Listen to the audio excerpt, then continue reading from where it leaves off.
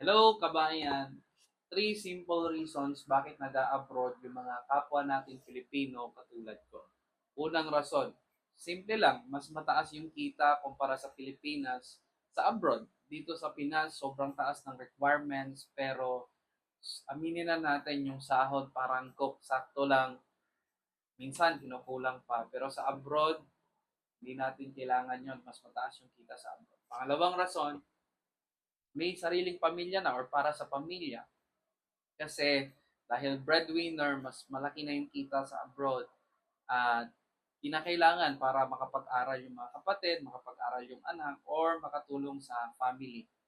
Pangatlong rason, para sa magandang oportunidad. Bakit? Kasi mas maraming opportunity sa ibang bansa with regard sa pagiging trabahante kumpara dito sa Pilipinas. Kung nakarelate ka or tama yung mga sinabi ko, please follow mo naman ako dito sa TikTok. At mag-comment ka naman dyan kung ano yung mga simpleng rason bakit nag-a-abroad yung isang kapwa Pilipino katulad natin. God bless!